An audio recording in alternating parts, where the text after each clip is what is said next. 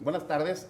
Quiero, antes que otra cosa, agradecerle a toda la gente que ha estado sintonizando la transmisión del valor del diseño, este primer foro de esfuerzo del proyecto pues, de la carrera de diseño en la Universidad Iberoamericana, porque a lo largo del día ha sido muy grato ver que hay muchísima gente conectada, se los agradecemos mucho y les pedimos que lo sigan compartiendo porque es un esfuerzo por compartir conocimiento de manera gratuita con la comunidad Ibero, pero también con toda la comunidad que esté interesada en este tipo de temáticas. Soy Miguel Ángel Ángeles y hoy estoy muy contento de formar parte de este proyecto y le quiero dar la bienvenida a nuestros tres invitades del día de hoy.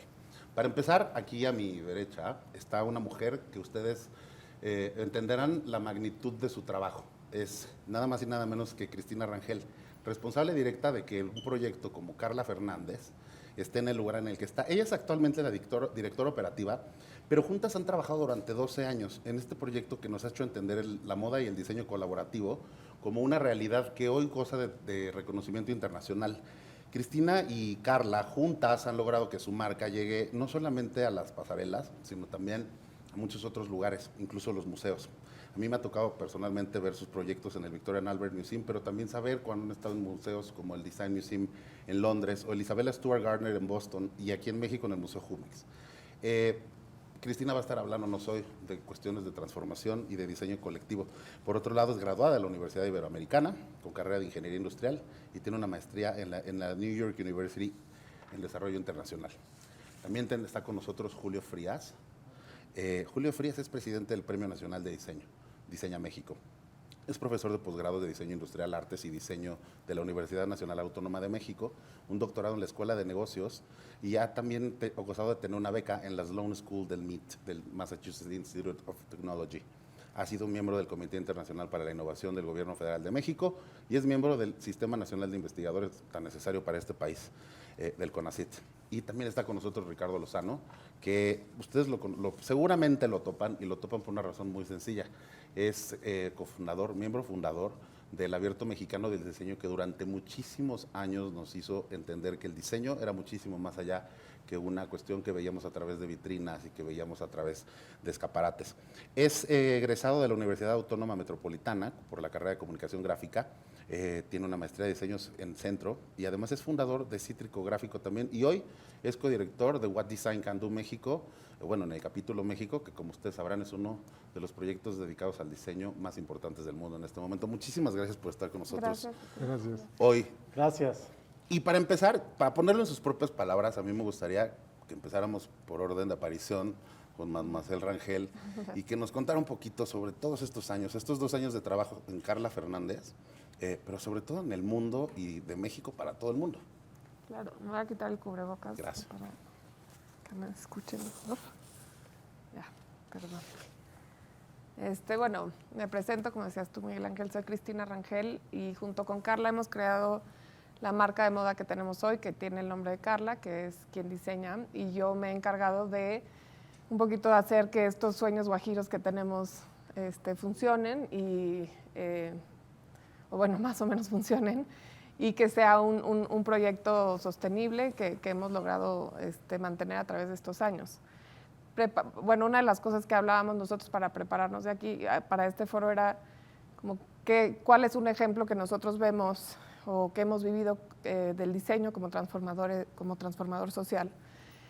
Yo no me atrevería a decir que a lo mejor nosotros como marca somos transformadores sociales, a lo mejor es muy ambicioso, pero quería compartir algunas de las cosas que hemos hecho, nuestro manifiesto en particular, y cómo eso para mí ha sido un transformador personal y creo que de ahí parte la transformación social en general, ¿no? Pues entonces, comenzamos. Bueno, el manifiesto de la moda en resistencia es lo que es un poco de los valores que hemos nosotros creado a través de estos años, y no son todos, pero de las cosas que a mí más me han marcado es aprender, por ejemplo, que la tradición no es estática, ¿no? Y la tradición se tiene que respetar, sí, por supuesto, pero también es fuente de innovación, y eso es algo bien valioso, especialmente en un país con tantas tradiciones y tantas costumbres tan ricas, que tenemos que honrar la tradición, pero también verla como una fuente de innovación, y que de ahí vienen muchísimas cosas increíbles, ¿no? En particular en diseño. La moda no es efímera, también creo que todos hoy ya estamos muy conscientes que nos tenemos que replantear la moda y el diseño basura, ¿no? Que no hay 52 colecciones al año, sino que podemos tener una sola colección que nos va a quedar pues, toda la vida, moda que nos identifique como personas, con la que nos identifiquemos nosotros, y que el diseño perdura, y eso es lo que a mí se me hace más importante y una de las cosas que yo he aprendido a través de todos estos años, ¿no? Otra cosa que también es parte de nuestro manifiesto es valorar cada cuerpo y cada identidad, ¿no? Y creo que esta es una de las cosas que también el diseño permite, es la aceptación, en particular en la moda, la aceptación de nuestro cuerpo y de que podemos cambiar, que nuestro cuerpo puede cambiar y que lo va a hacer a través de los años. Y valorarlo así, también valorar la identidad que podemos expresar a través de nuestra moda y lo que estamos vistiendo, ¿no? Y bueno, obviamente también a través de esto, y me clavo aquí tantito, que yo creo que en los últimos 12 años que he estado en el medio de diseño, también he aprendido a pues, ampliar la visión que tenemos de las identidades de género, de un montón de cosas, y que la moda es un vehículo para expresarlo. Y eso yo agradezco mucho porque creo que la moda a veces se minimiza, ¿no? Se ve como algo muy frívolo, que puede llegar a serlo, por supuesto, y es una industria pues, difícil, dañina, muy superficial en muchos casos, pero también puede ser algo muy íntimo. Y la forma en que nosotros nos expresamos y la forma que nuestra carta de presentación, y creo que si lo logramos valorar así, deja de ser efímera, ¿no? De nuevo, puede ser algo muy importante para cada individuo. Luego también otro de los valores que tenemos o de nuestros puntos en el manifiesto es que la tierra es el origen del textil, y cuando uno aprende que los procesos, ¿no? De dónde viene el lino que estamos portando, el algodón que estamos portando, el proceso de hilar, de tejer, de hacer una prenda, le das muchísimo más valor a la prenda y a lo que tienes puesto, y a la tierra incluso, porque pues al final es un recurso limitado, y cuando lo ves así, pues, y entiendes que hasta lo que traemos puesto viene de ahí, ¿no? Es un poco como lo abstracto de que le preguntas a un niño de dónde viene una zanahoria y piensan que del supermercado, pues lo mismo, ¿no? Que la tierra viene que lo que trae uno puesto viene también de la tierra, y es bien importante valorarlo así.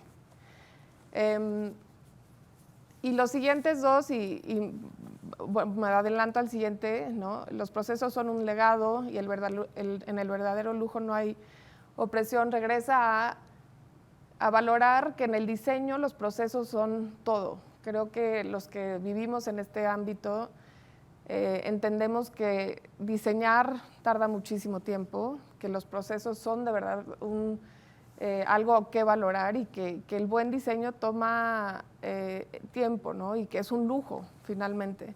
Y para mí ha sido como muy grato entender lo que heredamos a través de los procesos, que nosotros mucho lo conocemos a través de los artesanos con los que colaboramos, pero el conocimiento que vienen heredando ellos a través de los años, que nos heredan también y nos comparten a través de estos procesos, son tan valiosos que uno se vuelve al final coleccionista de lo que está portando, ¿no? Y yo hablo particularmente de la moda, pero en general del diseño, ¿no? Cuando uno compra un objeto de diseño, o cuando alguien ve un producto diseñado, está heredando en parte todo este conocimiento tan bonito que viene, pues, bueno, en caso de los artesanos de años atrás, pero en general viene de tradiciones y demás que hay que apreciar. Y bueno, por último, y la que a lo mejor más me ha marcado a mí, es que somos una y somos muchas, ¿no? Y creo que a mí en particular me ha tocado ser una y ser muchas en la parte de negocio, ¿no? Creo que todos empezamos, yo no estudié diseño, como bien decías, Miguel Ángel, estudié aquí en la Ibero, pero estudié ingeniería industrial. Pero sí me ha tocado pues, ponerme la cachucha de diseñadora, pero también de emprendedora, o cuando pasas de emprendedora a empresaria, de líder o no líder, ¿no? O a lo mejor de seguidora, y al final creo que en este proceso tan rico del diseño y de ser parte de este gremio, nos tenemos que poner muchas gorras y creo que eso es bien valioso y es identificarte a ti dentro del gremio como lo que acabo de mencionar, como diseñadora, como emprendedora, como empresaria, pero también, ¿no?, como mujer, como activista, como muchas otras cosas. Y creo que el diseño es una de estas grandes, o estos medios que nos permite hacer eso. Y eso es, de nuevo, regresando a donde empecé, no sé si puedo decir que nuestro proyecto es un transformador social, es un transformador personal y creo que de ahí empezamos. Yo me atrevería a decir que sí, ahí estuvo Gracias. Cristina Rangel presentando el proyecto, que además a lo largo de estos 2 años nos ha llevado por una línea de trabajo muy interesante, porque no solamente es un proyecto que comenzó haciéndonos reflexionar sobre el tema de la colectividad, en el momento en el que comienzan a surgir las mareas, la marea violeta y la marea verde, creo que fue muy notorio que Carla Fernández, el proyecto en general, salió adelante a decir: tenemos una carta y somos un actor político y lo vamos a ejercer, y a través de lo que hacemos, que podría encasillarse en la palabra moda nada más, estamos en realidad cuestionando muchísimas cosas. Muchas gracias, Cristina. Gracias a ti. Ahora vamos con Julio Frías, que además a mí me interesa muchísimo también ver cómo esa línea de tiempo de trabajo tuyo, que además va desde tiempos en los que nosotros pensábamos que el diseño estaba en una especie de cúpula, y no estaba, nunca ha estado en una cúpula, nunca ha estado en un tótem, pero ahora estamos en un momento que creo que es muy rico, así que vamos contigo, Julio, gracias. Muchas gracias, Miguel. Pues mira, yo también tengo una pequeña presentación, voy a abordarla ahorita. Yo sí creo que el diseño es un elemento de transformación social. O sea, estoy totalmente convencido de eso. Me voy a regresar a 1960, cuando muchos no habían nacido todavía. Pero es muy interesante porque hubo una primera conferencia internacional de diseño que se celebró en Tokio, en Japón. Y fueron gentes de la Bauhaus, Joseph Albers, y fueron varias personas ahí. Y el tema era cómo, en ese entonces, en 1960, los japoneses ya estaban preocupados y cómo el diseño iba a tener incidencia en el medio ambiente, ¿no? Ya lo veían que se estaba produciendo muchísimo y que en aras de ese desarrollo económico y social, pues el diseño tenía un papel importante, pero también estaba teniendo un impacto negativo en el medio ambiente. Ya lo tenían. Entonces, esta primera conferencia es muy interesante, en 1960, repito, y lo que hizo también dentro del diseño fue juntar arquitectos, diseñadores de productos, diseñadores industriales, diseñadores de la comunicación y gentes de varias áreas donde pudiera converger ahí un proceso creativo. Bueno, esto detonó varias cosas y después vino otra persona fundamental, esto creo que todos los chicos que estudian diseño lo saben, Víctor Papanek, que hizo un planteamiento en 1971 de que, y él lo dijo, fue muy tajante, muy fuerte lo que él dijo, que el diseño causaba un gran daño. Fíjense, eso fue un tema durísimo, ¿no? Y que decía que solamente había 2 profesiones que hacían muchísimo daño al medio ambiente, y que uno era diseño gráfico y el otro era diseño de producto, ¿no? Entonces fue muy crítico lo que hizo, pero ahora se le reconoce, años después, 50 años, se le reconoce que lo que decía era cierto. Es que imagínate, ¿sí?, en tiempos de redes sociales, exacto, lo que estaría diciendo en este momento. Y bueno, lo dijo, entonces fue muy importante. Y entonces, ahora yo lo que he notado en los últimos 12 años, y esto que se detonó en Stanford, en la Universidad de Stanford, con Larry Lieber y con todas estas personas de IDEO, fue el diseño para la innovación social, que es muy importante, ¿no? Pero creo que también tiene un riesgo, la verdad es que tiene también un riesgo, esto lo han dicho gentes del Foro Económico Mundial, que a veces todos estos grupos que llegan a estas comunidades, principalmente los diseñadores, y esto lo dice John Takara también, llegan y hacen cambios sin fijarse realmente si ese es el cambio que requería esa sociedad, ¿no? Dice, entonces llegan y hacen cambios y después se dan cuenta que no era lo que esa comunidad necesitaba o esperaba, ¿no? Les pongo este ejemplo que fue muy bueno de Sharon Stone, no sé si recuerdan, cuando junta $1 millón para los mosquitos, para la malaria, y compran mosquiteros, y no sirvió, ¿no? Y se fue todo el dinero a la basura y fue un desperdicio. Entonces, así ponen varios ejemplos, ¿sí? Y si tú lo ves, pues esto ha ocurrido no solamente en México, sino en muchos países que dicen vamos a ayudar, y cuando ayudan, pues resulta que las cosas empeoran, ¿no? Y eso hay que tener con mucho cuidado, ¿no? Y algo que dice Javier Sala que me parece interesantísimo es que dice que ningún país ha salido del subdesarrollo gracias a la caridad. Ese es un punto importantísimo, ¿eh? Y nada más aquí abro un paréntesis.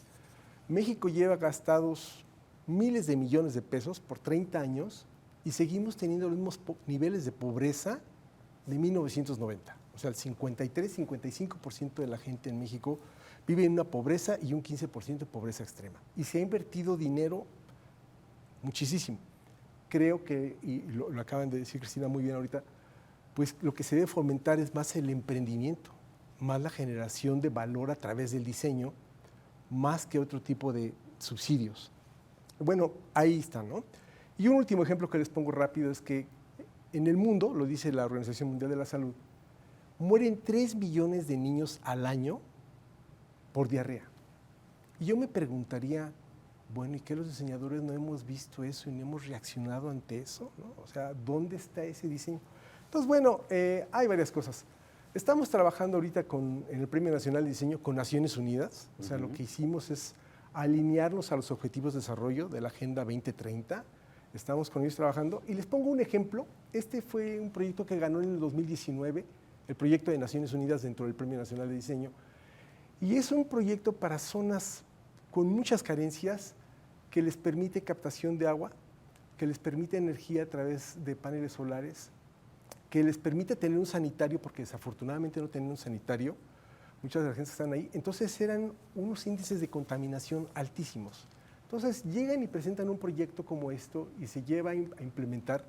Claro que es un elemento de transformación social, ¿no? O sea, siempre lo ha sido el diseño, si lo revisamos siempre lo ha sido.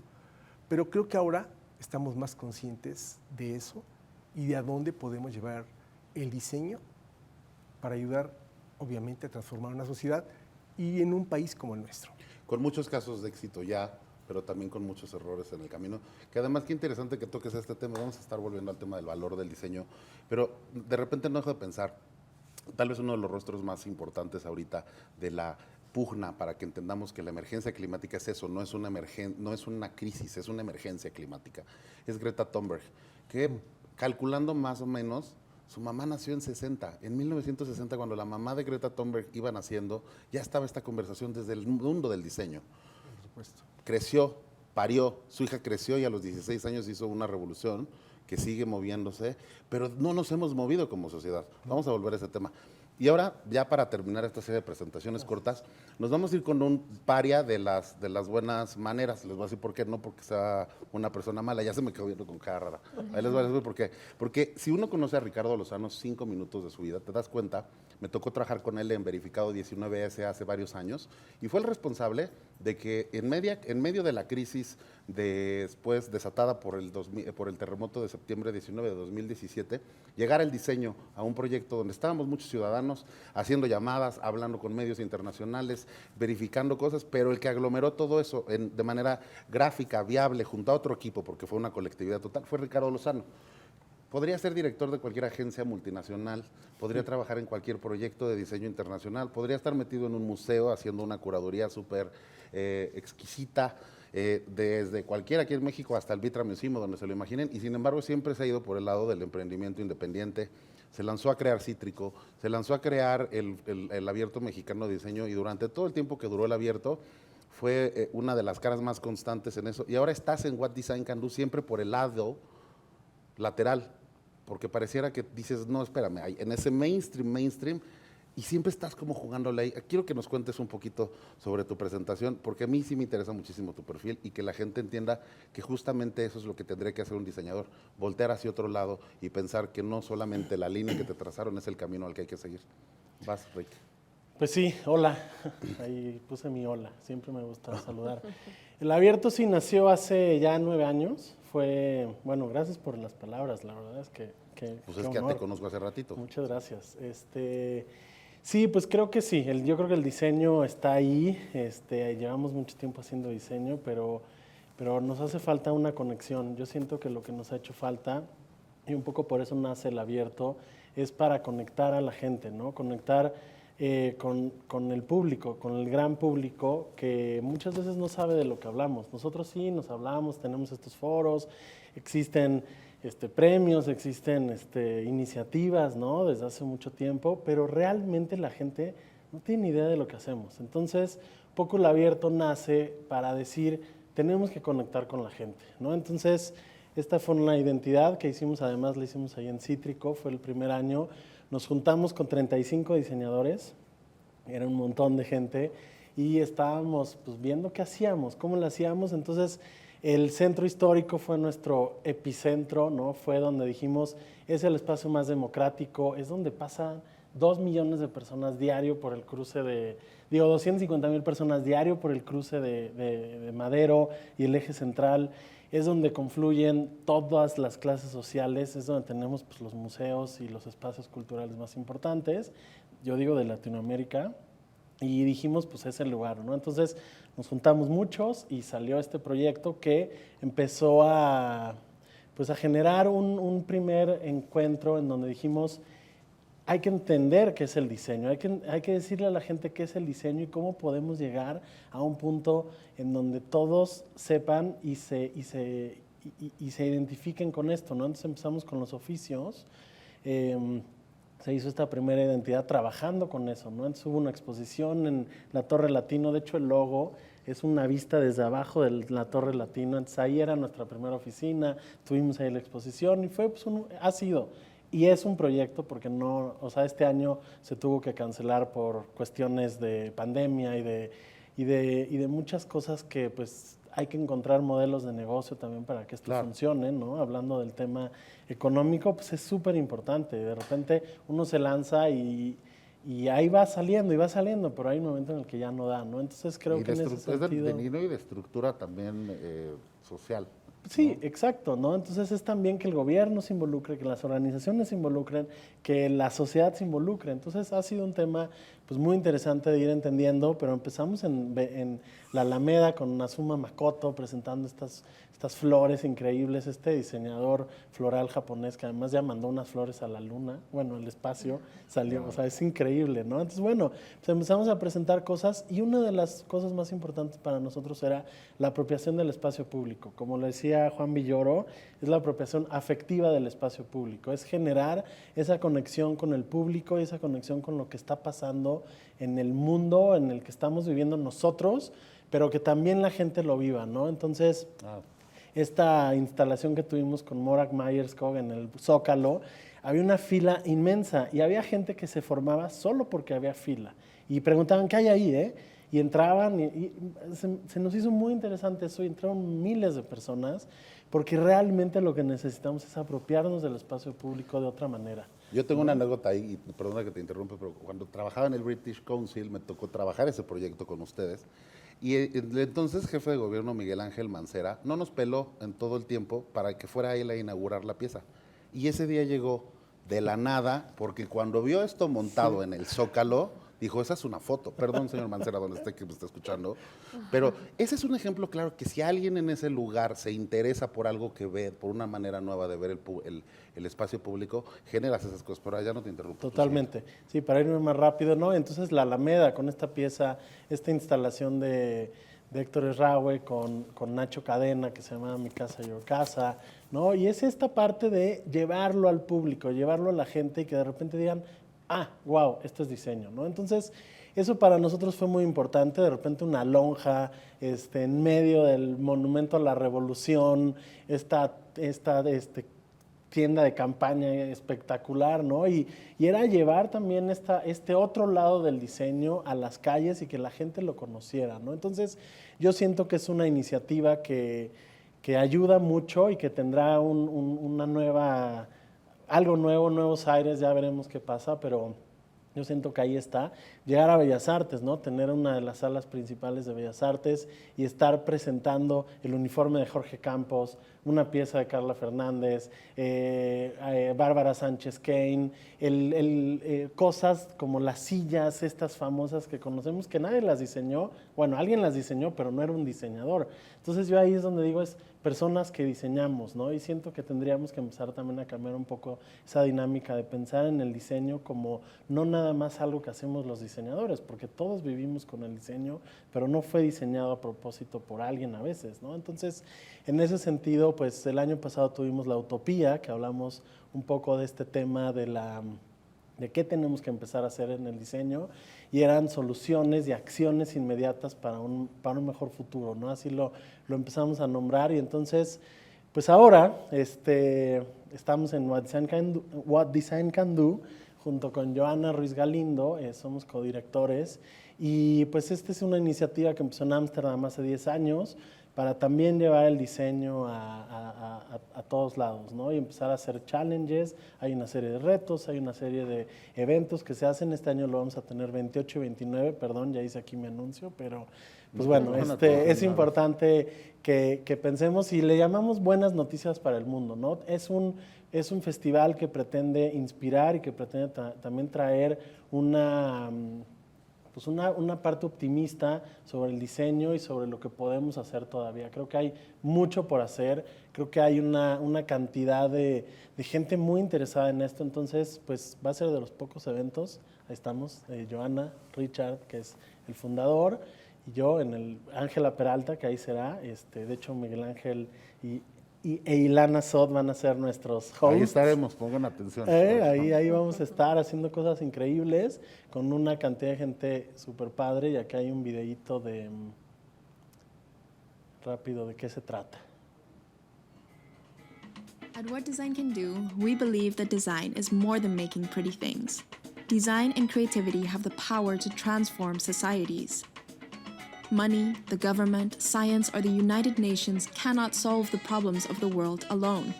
We need design and creativity to come up with alternative strategies, fresh ideas, and provocative thoughts. What Design Can Do organizes annual conferences in Amsterdam, Mexico City, and Sao Paulo. Speakers from all over the world share their visions. What Design Can Do is the perfect place for designers and creatives, as well as businesses, industry, NGOs, and governments to explore and start using design innovation.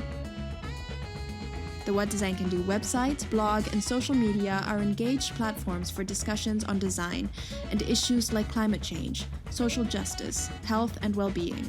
To actively search for fresh ideas and insights, What Design Can Do organizes global design challenges around the big issues of today. We ask the design community to come up with new answers to questions like the integration of refugees and climate change. We challenge creatives to upload their ideas to our website. An independent jury selects the best ideas to enter an acceleration program to develop them into viable products and business cases. To see how you can join our movement, visit whatdesigncando.com. Pues ahí está. Ahí estamos. Pronto más noticias de eso.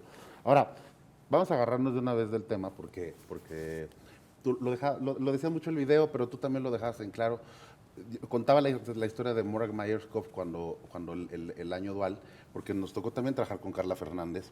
Y yo me acuerdo muchísimo de una cosa que le sorprendía a nuestro equipo de entonces muy jóvenes becarios, era este glamour y esta idea de que el diseño es es Cristina llegando vestida así a comunidad, y entonces todo pasa mágicamente.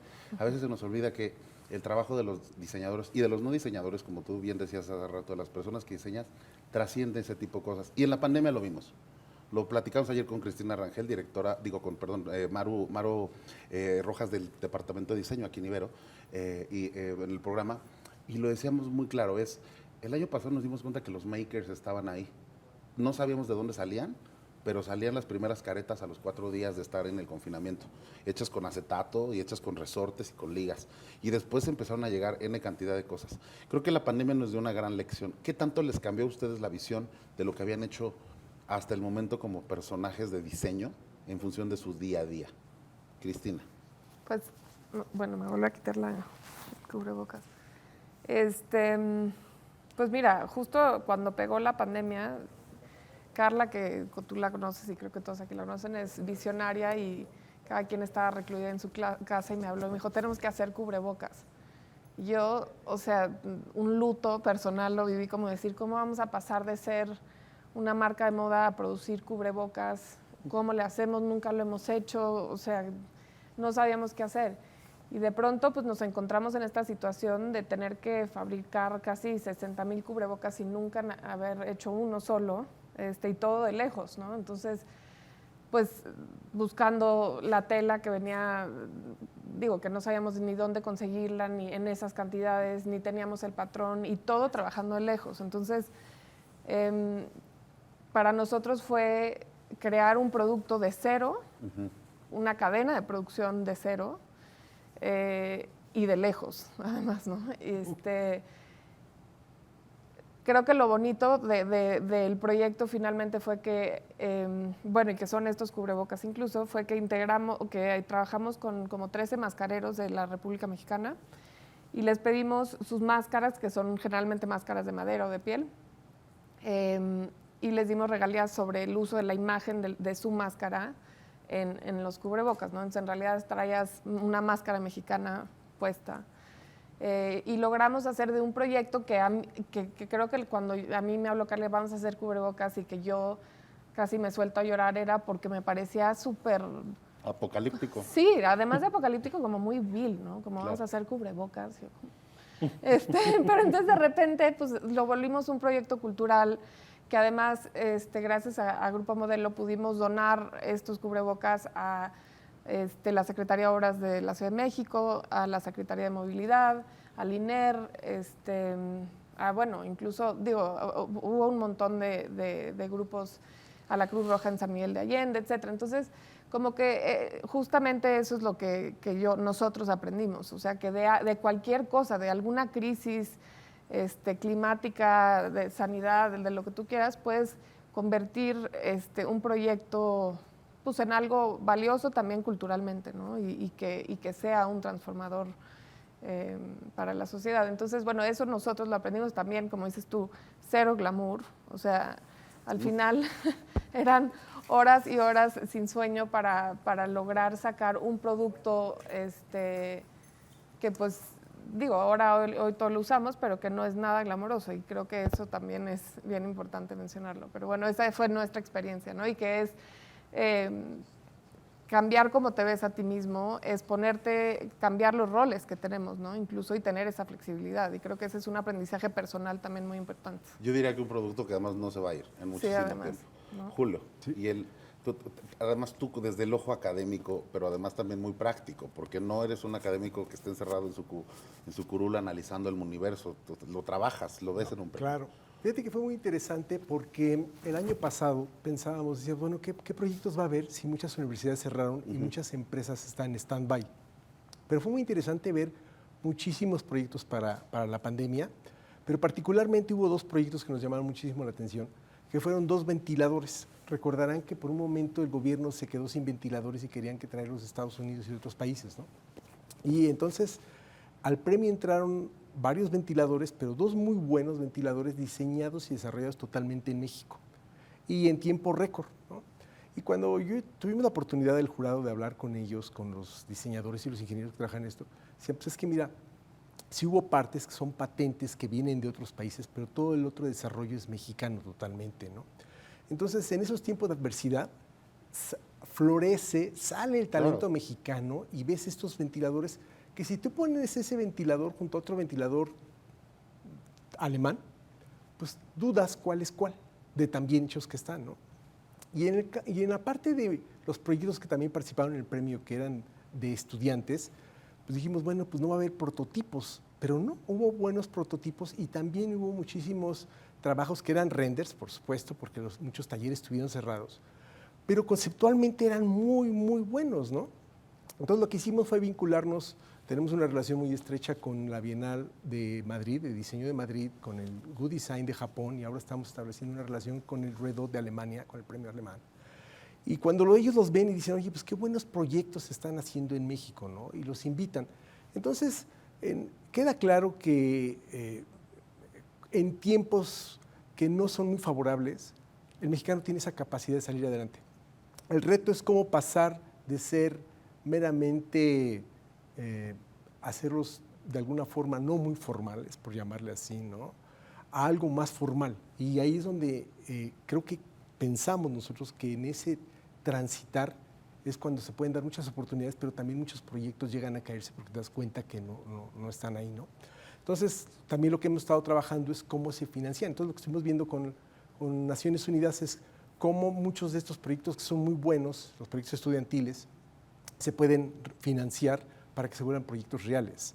Y cómo he estado en contacto con los que hicieron los ventiladores, cómo ahorita pues esas empresas repuntaron económicamente porque fue una buena oportunidad de haber hecho esos ventiladores y ahora dejamos de ser importadores de esos ventiladores y ahora los está exportando. Entonces ese es un buen ejemplo de cómo la pandemia, bueno, pues sí llegó y sigue, pero cómo el mexicano ha tenido la capacidad de salir adelante en ese sentido, ¿no? A través del diseño. Y de la necesidad de que haya allá arriba alguien que lo vea, y allá arriba la iniciativa privada, el mismo gobierno. Ricardo. Yo a veces soy un poco menos optimista, pero creo que también necesitamos dejar de diseñar jarritos, ¿no? Para mezcal. Claro. A veces como que digo, ya hay demasiados, ¿no? Y me gustaría que hubiera más involucramiento de la industria y del gremio, ¿no? Que yo creo que esa es una de las cosas que nos ha hecho falta, que debemos, ¿no? Como conjuntarnos como una voz y como realmente algo que está generando un cambio. Entonces, o sea, porque lo hacemos, pero está muy desarticulado. Yo siento que eso es una de las cosas que ha pasado y de repente, si pudiéramos unir más fuerzas, podríamos lograr muchísimas más cosas, porque pues no hay nada como el trabajo transdisciplinario, ¿no? Como antes se llamaba el diseño el valor agregado, pero no es un valor agregado, ¿no? Somos parte de una cadena de valor, o sea, somos parte de muchos engranes, pero tiene que ser parte de lo mismo y no nada más como, ya está hecho, ahora lo hago bonito, ¿no? Claro. Entonces, creo que esa parte es una de las cosas que tenemos que empezar a trabajar mucho más con gobierno, con sociedad, con industrias, con la industria en general, ¿no? Y creo que ahí vamos, en ese sentido, como que yo sí vi varias iniciativas interesantes a nivel, desde Susana Distancia, ¿no? El diseño ahí, pues el personaje de Susana Distancia, te guste o no, pues tuvo un impacto, ¿no? O sea, siento que a veces esas cositas, uno dice, bueno, es un loguito, pero pues ese loguito representa muchas otras cosas, Nos ¿no? la mataron después, pero ahí estuvo muy bien. Se quedó. Sí, y ahora, por ejemplo, ¿no? Diseñar este sistema que hizo el gobierno de la Ciudad de México a través de la agencia digital, me parece increíble, como un Excel, ¿no? Bien diseñado, con buenos parámetros, pues le ha ayudado al gobierno a distribuir ese tipo de información y han hecho una buena campaña. También hay que decir las cosas que están bien. A mí me parece que eso fue un gran acierto que han hecho, ¿no? Totalmente. Yo creo que de las cosas que no podemos dejar de lado es que la autocrítica tiene que ser, es necesaria, pero que también hay que aprender a elogiar lo que se está haciendo bien. Ahora, de repente tú utilizas, para empezar la plática, a veces hablamos de transformación social, ¿no? Hemos tenido pláticas larguísimas de trabajo sobre el concepto de transición, ¿no? La transculturización. ¿Qué tanto ha cambiado en todos sus años de trabajo el entendimiento de lo que es el supuesto factor social? Porque me tocó verlo por experiencia de la vida con Carla Fernández, por ejemplo, ¿no? Veníamos de un tiempo en el que la gente decía, nuestras artesanas. Hoy nadie sale a decir nuestras artesanas porque no son tus artesanas, porque no son tu propiedad. Y es una conversación que no habría ocurrido si no hubiera existido esta conversación desatada por ustedes. Pero ya después de tantos años, no deja de resonarme en la cabeza 1960 ahora, no deja de recordar la primera vez que escuché que iba a suceder el Abierto Mexicano de Diseño, y yo decía, pues un abierto de tenis, ¿no? ¿Qué van a hacer estos? Y verlos ahí, ver las cosas. Después de todos estos años, ese factor social, ¿hacia dónde se ha movido? ¿O cuál ha sido esa lección que dices, ahora ya no hago esto, porque ahora ya entendí que es esto? Porque además ya vino la pandemia y nos dijo, espérate, porque ¿cómo le haces para que en medio de la emergencia sigas pensando también en lo estético, pero sobre todo en solucionar una cuestión de funcionalidad? Te dejo a ti, Julio. Como quien quiera también. Bueno, pues mira, yo creo que efectivamente el diseño pasó de ser un oficio a algo ya más estratégico. Eso yo creo que todos estamos de acuerdo en que es fundamental el rol del diseño en el desarrollo económico y social. Entiendo que por supuesto el diseño va muy enfocado ahora, como se ve, hacia la innovación social, pero hay un factor que no debemos olvidar. Un país necesita generar riqueza. Claro. Y la forma de generar riqueza es a través de la creatividad y el talento de sus personas, ¿no? De su gente. Y una forma de hacerlo es con diseño. Entonces, si estos productos, yo sí creo que el diseño es valor agregado, o sea, yo sí lo puedo argumentar. Lo que yo veo aquí es que si creamos buenos productos y se exportan y se venden bien, entonces eso va a generar riqueza al país y va a tener un impacto social y un impacto en la tecnología y un impacto en la innovación.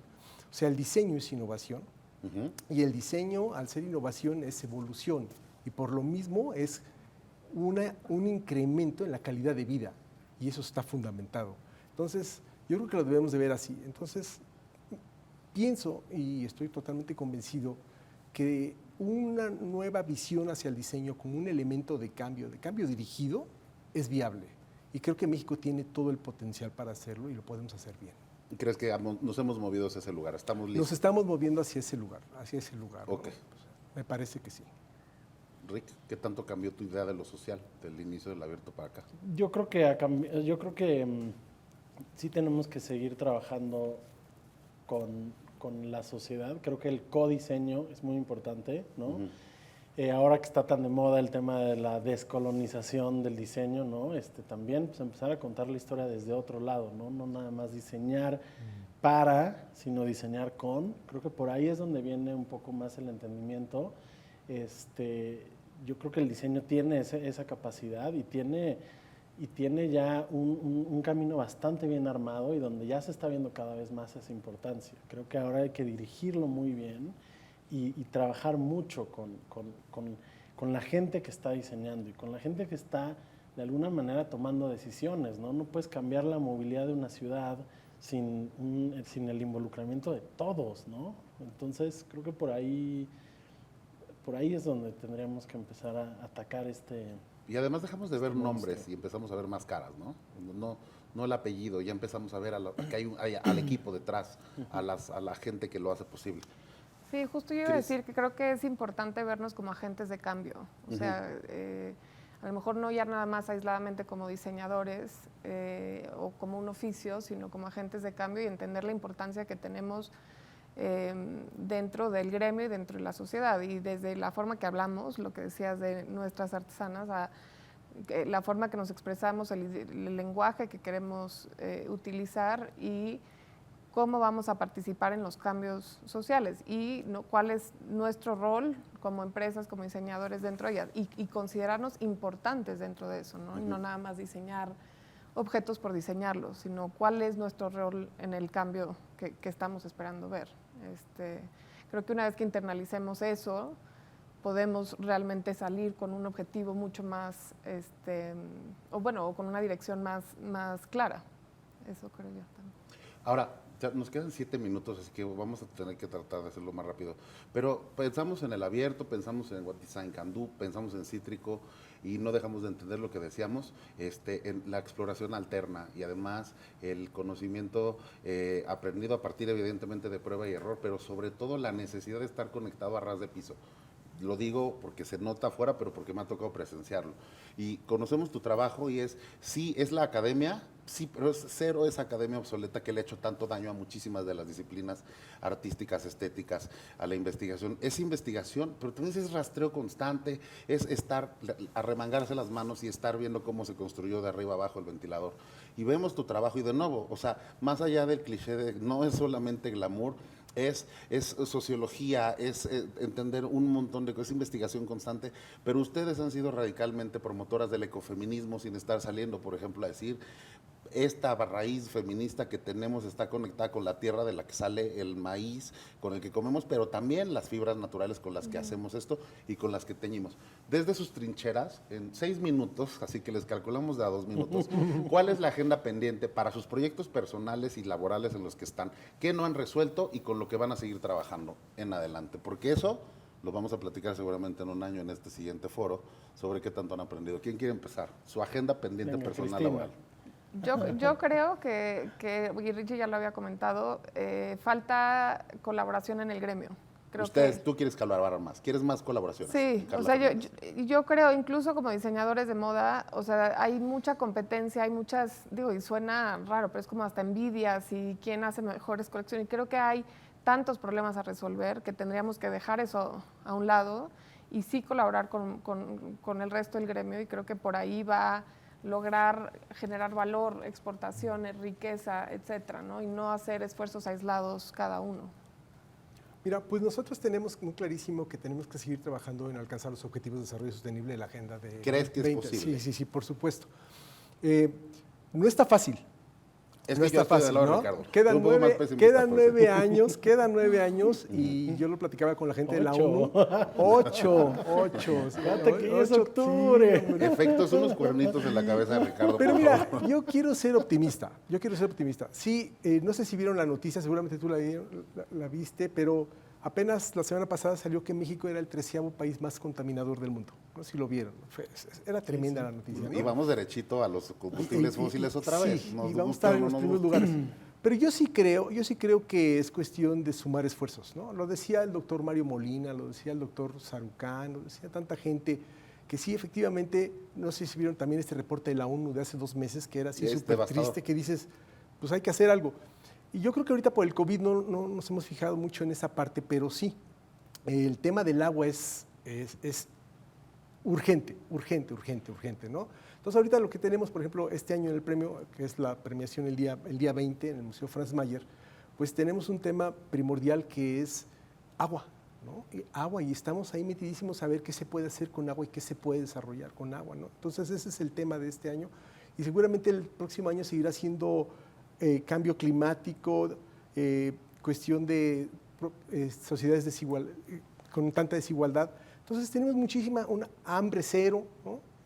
Entonces yo creo que los diseñadores sí pueden hacer, lo veo en los proyectos de los alumnos, pero también los veo en proyectos sociales que hacen grupos ya de diseñadores que ya establecidos, y yo creo que sí se puede hacer. Yo soy optimista, sé que es una cuesta muy arriba, a contrapelo, como dijeran, pero mira, si no somos optimistas, si no confiamos nosotros en que lo podemos hacer, entonces ya estaríamos derrotados. Entonces tenemos que hacerlo y ponerlo en nuestra mente y en nuestro corazón y decir, lo tenemos que hacer por las generaciones, por nuestros hijos, por nuestros amigos, por nuestras familias.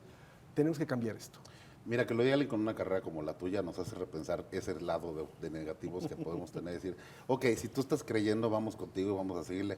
Ricardo, ¿cuál es tu agenda pendiente con tantos proyectos que tienes encima? Porque además, docente también y siempre docente. Justo ese creo que es un tema importante y eso es lo que me encanta de este foro y que la Ibero abra las puertas, ¿no? Siento que hay más voces, ¿no? Las mismas universidades están cambiando eso, porque ya no es la Ibero hablándole a la Ibero, a sus alumnos, a sus maestros. O sea, estamos invitando gente de fuera, estamos armando cosas que ya empecemos a hablar de esa colaboración y de ese entendimiento del otro, ¿no? Más bien ya no el otro, sino somos nosotros. Ahorita me gustó mucho tu frase y es como desde la academia tenemos que también empezarle a decir a los chavos que no quieran ser un Instagram star, ¿no? O sea, como que creo que el diseñador ahorita es, quiero ser famoso, ¿no? Pero quiero ser famoso por ser famoso, no que la gente me conozca porque estoy diseñando algo increíble, Claro. estoy diseñando el nuevo sistema de captación de agua pluvial, o sea, no.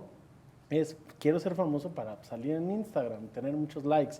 Entonces creo que ese es uno de los chips que tenemos que empezar a mover porque pues estamos en un momento en el que la universidad es el espacio que también se empieza a ver cómo ahora cambia, ¿no? La dinámica educativa, donde de repente hay gente que dice, oye, pues me tomo un par de tallercitos por aquí o por allá online, y entonces es un reto importantísimo el decir cómo las universidades tienen que adaptarse a toda esta nueva dinámica que hay entre lo híbrido, lo presencial, tienes la parte digital, todo por Zoom o no. Entonces creo que ahí es un reto muy importante que tenemos como sociedad que empezar a atender mucho más para generar riqueza, ¿no? O sea, es una economía creativa, ¿no? Es la economía naranja famosa que tenemos que entender también eso, no es nada más cultural, es económico y representa una parte muy importante en la economía, en el PIB, todas las industrias creativas. Entonces,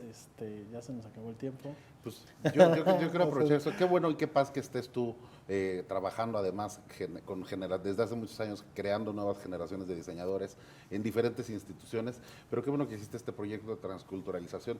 Y yo me atrevería a pedirle a la gente que nos está viendo en la transmisión, si nos están viendo desde otras escuelas, desde otros estados de la República, desde otros países del mundo, que nos lo hagan saber, porque la intención de este proyecto es llegar a más lugares que creíamos, y como decía bien Ricardo, no es una cuestión de lo ibero para la ibero, de solamente verse a sí misma. Creo que nunca ha sido, creo que la ibero lo ha dejado claro, pero creo que este esfuerzo es todavía más allá, es un esfuerzo magnífico. Utilicen el hashtag el valor del diseño y sigan la transmisión de todo este día, porque no vamos ni siquiera a la mitad del primer día. Es un festival, es un foro súper importante, que esta es su primera edición, esperemos que dure mucho, y muchísimas gracias a nuestra querida Cristina Rangel, de Carla Fernández, nuestro querido Julio Frías, Ricardo Lozano. Soy Miguel Ángel Ángeles y nos vemos pronto en algún lado. Gracias. Gracias. Muchas gracias. Gracias. Gracias, gracias.